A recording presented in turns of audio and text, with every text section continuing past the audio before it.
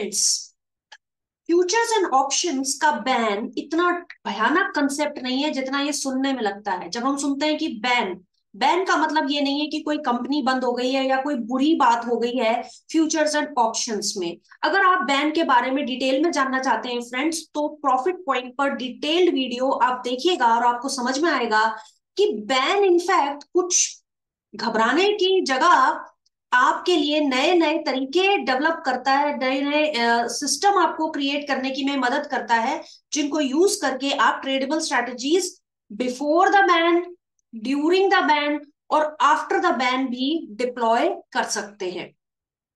तो दोस्तों, इस पर्टिकुलर वीडियो में मैं आपके साथ कुछ इंपॉर्टेंट क्वेश्चंस को और एड्रेस करूंगी जो बैन के ही अराउंड है। जैसे कि कभी कभी हम सोचते हैं कि वो कौन से ऐसे स्टॉक्स होते हैं जो बैन में चले जाते हैं, तो लार्ज कैप या स्मॉल कैप।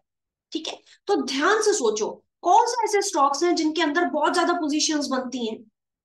बहुत ज्यादा पोजीशन बनती है मतलब पोजीशन अगर बनती होगी तभी वो स्टॉक बहुत ज्यादा ऊपर या नीचे जाता होगा। तो ध्यान से सोचिए, अपने दिमाग पे जोर डालिए। क्या हमने कभी देखा है कि एचडीएफसी बैंक एक ही दिन में 10-10% मूव कर जाता है, वर्सेस पीएनबी हुआ, डेल्टा कॉप हुआ, ये छोटे छोटे जो स्टॉक्स होते हैं ना दोस्तों, इनके अंदर बहुत बड़े बड़े कट लगते हैं। तो मिड कैप और स्मॉल कैप सेगमेंट के कुछ स्टॉक्स ऐसे होते हैं चुनिंदा, जिनके जो अक्सर बैंड में आते जाते रहते हैं। हाई रिस्क हाई रिटर्न वाले स्टॉक्स हैं। हाई रिस्क हाई रिटर्न वाला ये पॉकेट है। और इनफैक्ट दोस्तों, मैं तो ये कहूंगी कि फ्यूचर्स एंड ऑप्शंस ही अपने आप में एक हाई रिस्क जोन है। उसमें भी फ्यूचर्स एंड ऑप्शंस में बैन में जाने वाले स्टॉक्स के ऊपर अगर आप नजर रखेंगे तो आपको बहुत ज्यादा वॉलेटाइल स्टॉक्स वो मिलेंगे। दूसरी इंपॉर्टेंट चीज फ्रेंड्स जो आपको ध्यान में रखनी चाहिए वो है कि कब कब जाता है स्टॉक बैन में। क्या एक्सपायरी के आसपास, या एक नई नई सीरीज के खुलने के आसपास, या मंथ के बीच में। तो इसका स्ट्रेट फॉरवर्ड आंसर भी मैं आपको दे सकती हूँ, लेकिन मैं आपसे कहूंगी कि थोड़ा लॉजिक लगाया कीजिए हर एक सवाल के पीछे। अगर मुझे ये जानना है कि भाई ये बैन में आखिर स्टॉक्स कब जाते हैं, इसके पीछे क्या सेंस बनता है। भाई बैन में तो जब जाएगा कोई स्टॉक जब कोई पोजीशन क्रिएट हो जाएगी। क्या पहले ही दिन, आज नई सीरीज स्टार्ट हुई और आज ही स्टॉक में इतनी पोजीशन बन गई कि वो सीधा अगले दिन धड़ाम से जाके बैन में चला गया? क्या ऐसा होता है क्या रोज रोज?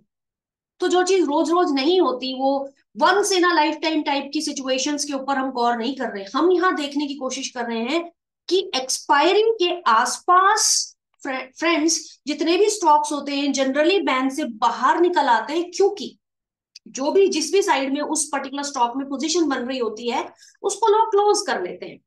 वही नई एक्सपायरी जब स्टार्ट होती है दोस्तों, तब 3-4 दिन 5 दिन तक तो डेटा भी तो बने।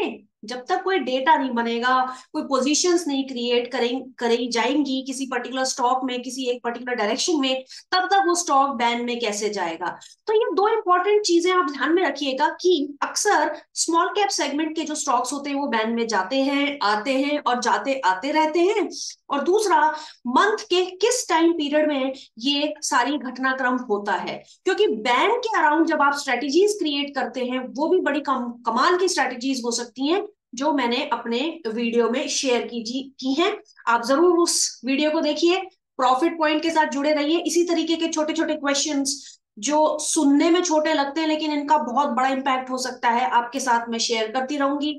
लाइक कीजिए, शेयर कीजिए, सब्सक्राइब कीजिए मेरे चैनल को। और पाठशाला फ्यूचर्स एंड ऑप्शंस की जरूर देखिए, बहुत ही इंपॉर्टेंट ये सीरीज मैंने आपके लिए बनाई है, ये सोच के कि आप क्या सोच रहे होंगे एफएनओ में ट्रेड करते समय। तो तब तक के लिए दोस्तों, टेक केयर।